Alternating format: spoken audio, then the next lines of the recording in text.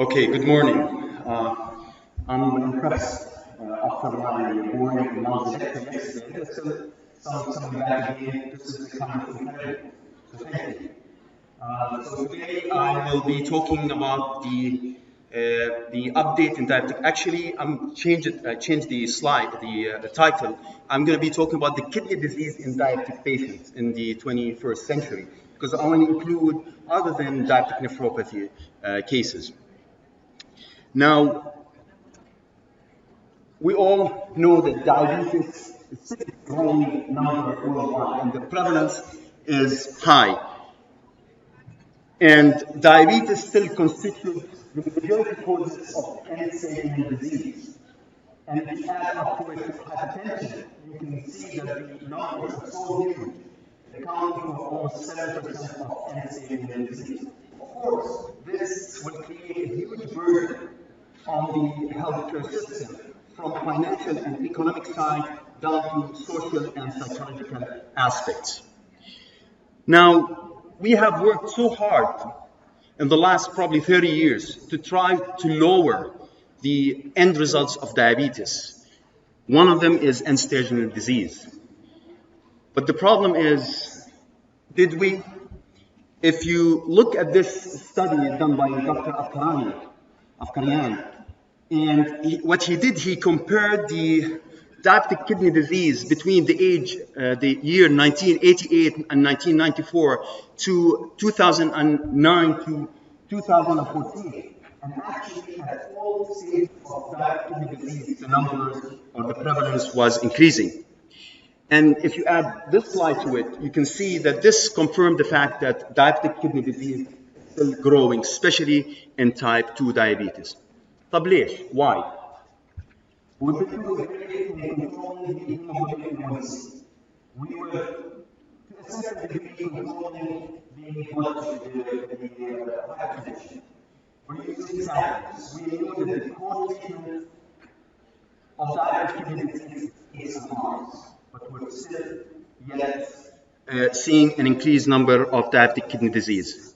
Well, there are many factors, but one, as you can see here, that patients are reaching end-stage renal disease because possibly that the cardiology is doing a good job. Maybe because they're sending every patient and creating the cardiac heart or the cardiac heart. But this has been shown in different studies that patients are dying less, and meaning they are reaching end-stage renal disease more frequently. And this has been also proved by this study, where at all levels of GFR or microalbuminuria, the ratio of end-stage renal disease to cardiovascular disease is high, meaning patients are dying less and more patients reaching end-stage renal disease. So this is one part. The second part, which we're all aware of, the progression of kidney disease in diabetic patients. We have two, type 1 and type 2. Now, both of them will progress the same, but the presentation is different, and we need to differentiate. Meaning that in type 1 and type 2, 50 to 40% of them will reach end-stage renal, will reach diabetic nephropathy, and a good number of them will reach end-stage disease. And the progression of end-stage renal disease, of diabetic nephropathy, as you can see, the presentation in type 1, you don't see very well the micro or macroalbuminuria and hypertension. Usually you see them immediately. And in type 2, you see them very high, especially proteinuria and hypertension actually can be more than 6% everyone. But that doesn't mean that the progression of the disease, they still will go, the hemodynamic changes and the histological changes in the kidney, meaning hyperfiltration from hyperfiltration, normal filtration, presenting with microalbuminuria, and then probably overproteinuria and end-stage disease. So this one thing you need to remember, because this is important for the next slide that I'm going to be talking about. And the other thing is the surrogate of our kidney disease. In addition to the GFR, we all look at the proteinuria, meaning proteinuria is a good surrogate for the progression of kidney disease. The higher proteinuria, then the progression of the decline in GFR is high. So, and this has been shown in different studies, and one of them is the renal study. طيب. What is this study?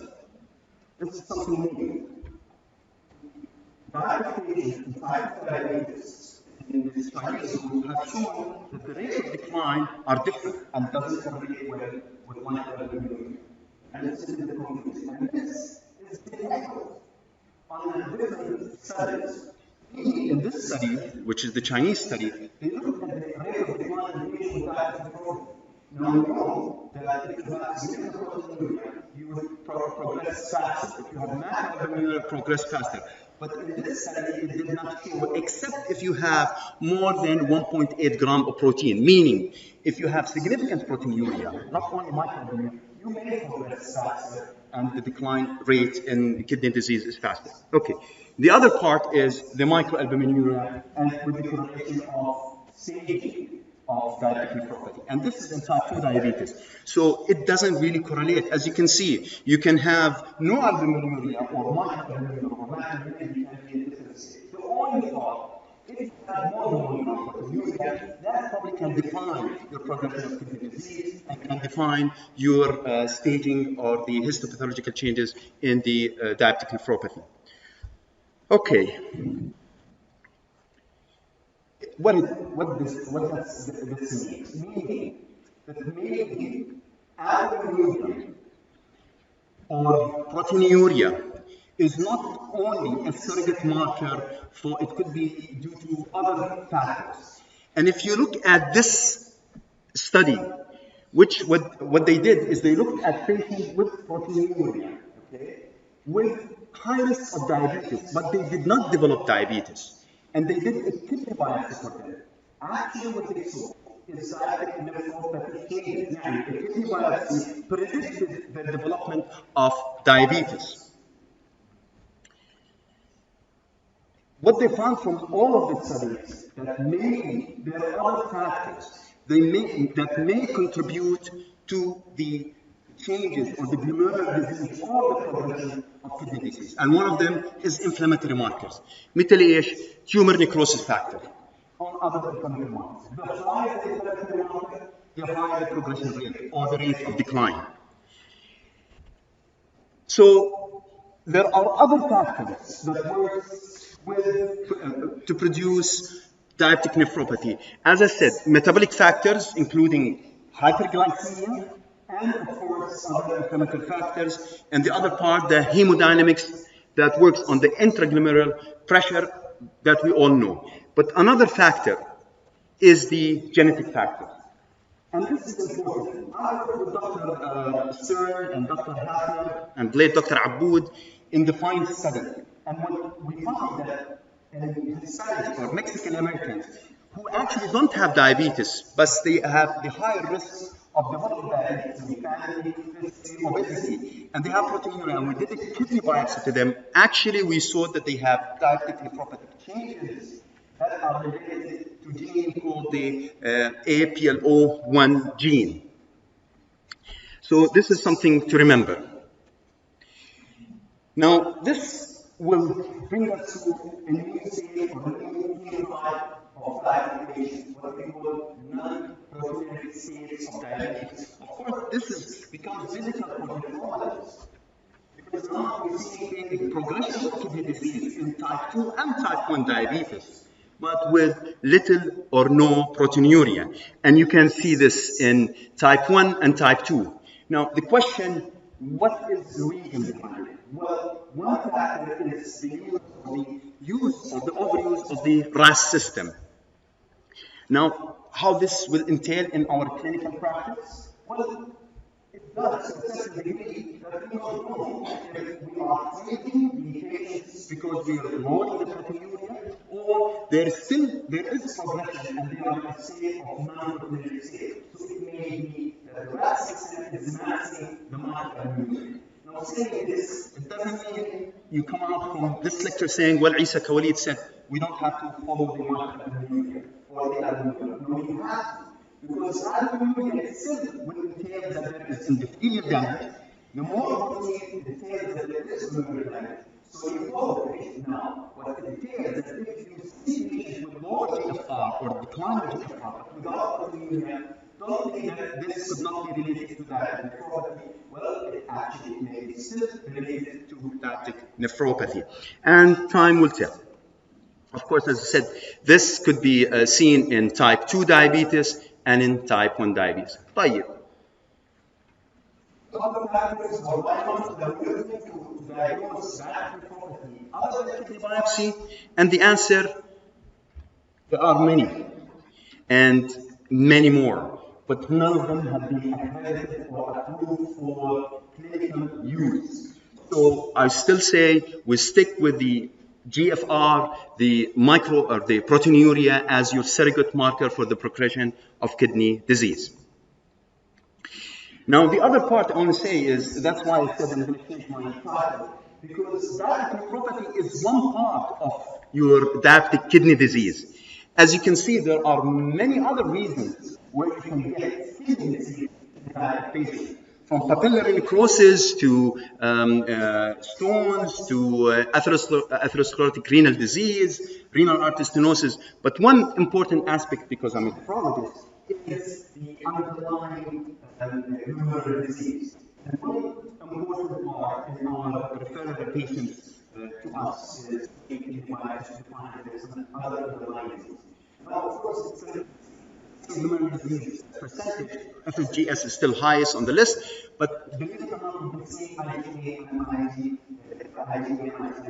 meaning patients with diabetes present with micro or hematuria, and you do a kidney biopsy, and you find that there is a big chance of those patients having glomerular disease. One of them, as I said, FSGS or IgM nephropathy.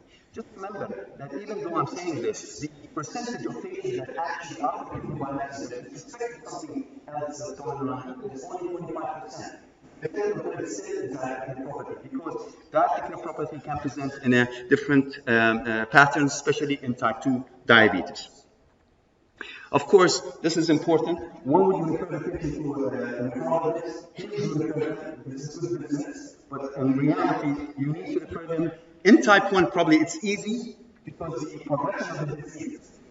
If you have patients who present with microglomerular or proteinuria early on, or with somebody with significant hypertension, you should think of kidney-related glomerular disease. And of course, if you have in type 2, it's probably a little bit difficult because of the various patterns of presentation. But of course, because of the advance in doing kidney biopsy with CT guided, ultrasound guided, the threshold is below, and you can refer the patient again to a nephrologist. Please do. And this is just to remember, it's a statement that renal disease in diabetic patients are not always due to diabetic nephropathy, and even it may not be due to diabetes. Right. What is the standard care of diabetes?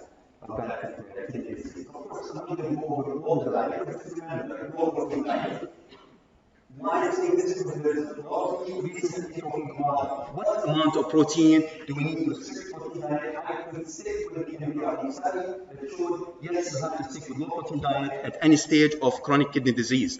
And the recommendation is 0.7 or 0.6.7 grams per kilogram per day.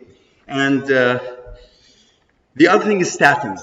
I'm sure you covered statins, but why is it important that?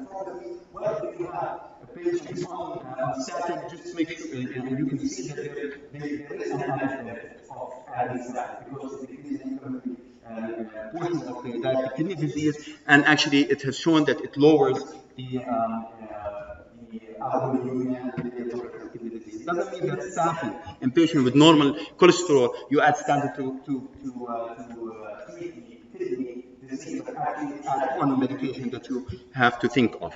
So the glycemic control, again, you talked about it yesterday. I'm going to talk about just this part, which is the late stage in kidney disease, meaning chronic kidney disease, type 4 and type 5, meaning pre-dialysis and dialysis. And why it's important?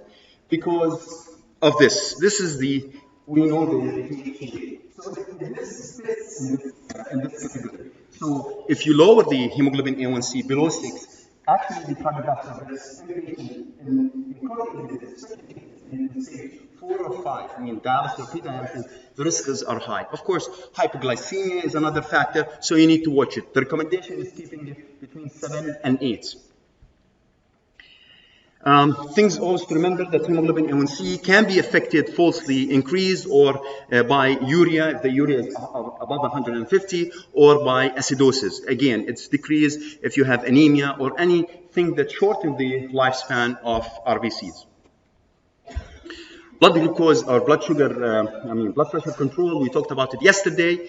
140/90 is the recommendation by the ADA, but if you have atherosclerotic risk, you go down to 130/80. If you talk to a nephrologist, if you have one gram protein, then you talk about 130/80, and if you have more than 1 gram protein, especially in type 2 diabetes, you're talking about 120/75. So, again, the idea is just to lower the blood pressure, individualize your patient, and follow them carefully. Treatment of hypertension in diabetic nephropathy, again, or diabetic disease.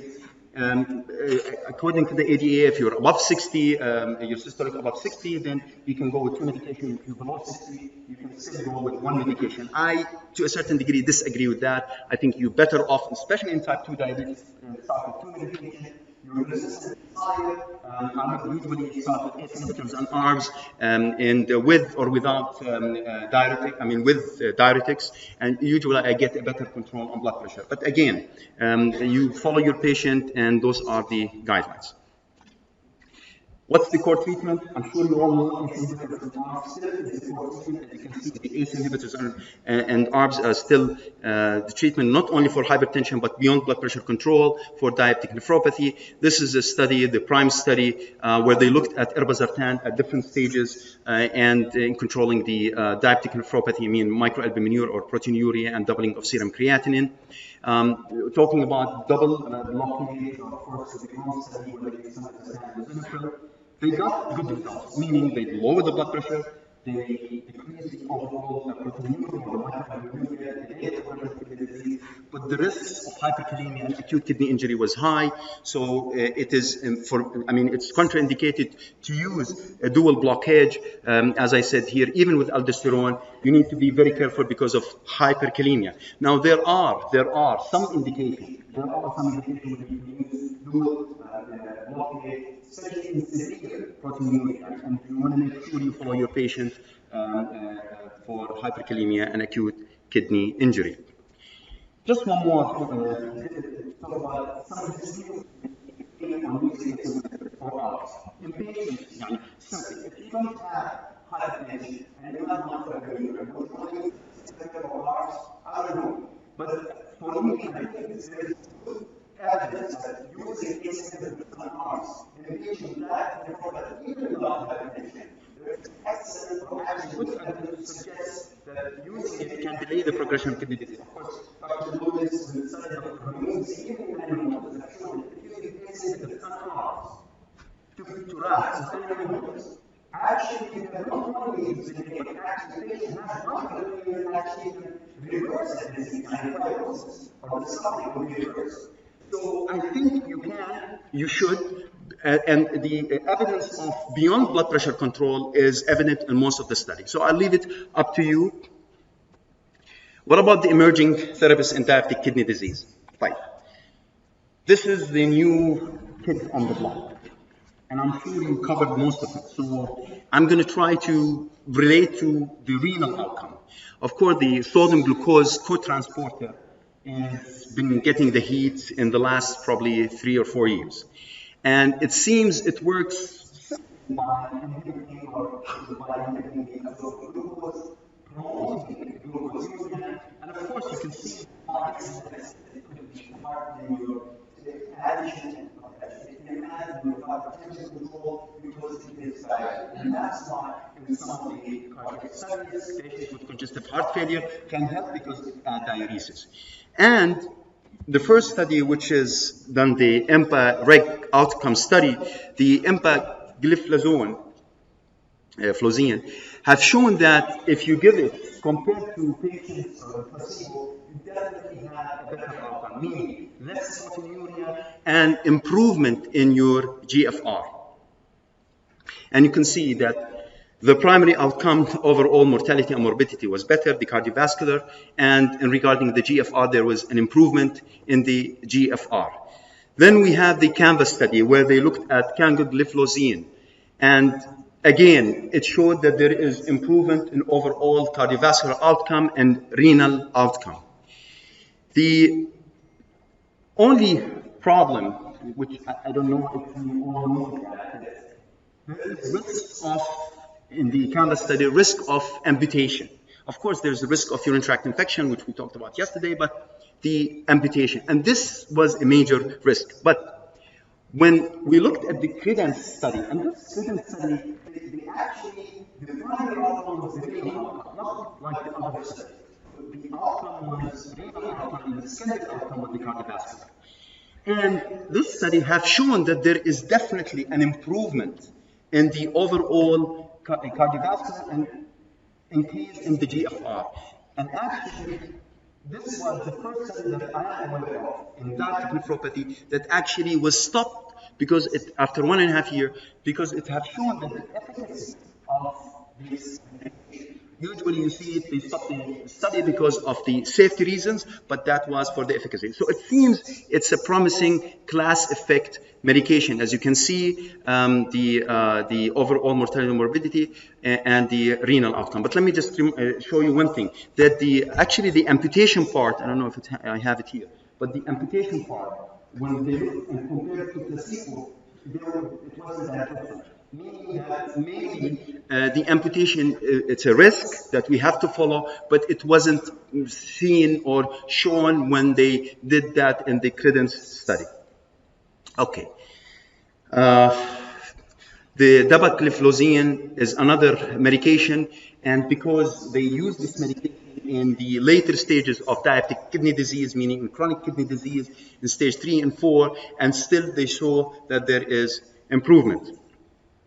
So what is the reason for that? Well, it's beyond glucose control. There is the anti-inflammatory control. In canagliflozin, there is the decrease in tumor necrosis factor. Empagliflozin, there was a decrease in the platelet-derived growth factors. So it's inflammatory again. Incretin plus GLP-1 and DDP-4, leader study where they looked at liraglutide, and have shown that it actually decreased the overall outcome in renal, meaning in addition to cardiovascular effect, decreasing weight, but there is a renal outcome that is promising. And again, as you can see, the number of the urinary albumin was decreased, and that was a promising study. The AWARD study looked at dulaglutide, where the GFR compared to insulin was increased by 30%. So again, showing a class effect. There's other studies, the Maryland trial. This is the endothelin A receptors. As you know, that endothelin can be a part in the glomerular disease in diabetic patients. Actually, it enhances mesangial expansion.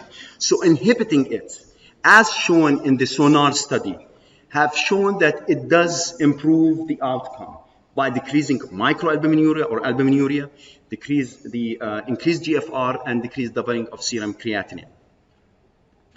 Another study, which is the non-steroidal aminocorticoid, which is Fineron, where they use it with ACE and ARBs, and they show that it does decrease the albuminuria, it does decrease the doubling of serum creatinine, but still the risk of hyperkalemia was valid, even though it is a selective type of non-steroidal aminocorticoid, but I will be very cautious in using them. Of course, the ARTS diabetic nephropathy in the study have proven that it is effective, but I will be cautious in using double blockade, as we said previously. Of course, pentoxifene is another medication, the Trental, used as an additive to decrease the inflammatory parts in the glomerular disease and decrease the micro or the albuminuria and doubling of serum creatinine. طبعا those are small studies. If you all remember كمان the PECAN study بالprodoxolone, where the heat 6-7 years ago was that it promotes healing and decrease the progression of kidney disease by more than 30%. Of course, that was not the case. There was a lot of side effects, and the study was stopped. I'm sorry, I tried to cover as much as I can because there are too many data. But to come out from this study, I think microalbuminuria is still challenging to consider it as the only surrogate marker. We need to follow the microalbuminuria and the GFR, but we still need to look for another markers. ACE inhibitor, I still believe, is the core treatment for our diabetic nephropathy patient. And of course, SGL2 inhibitors are a medication that we are looking forward to see more advanced and more guidelines, especially from nephrology part of view. And thank you. I'll leave you with this slide. I'm sure I get questions on this.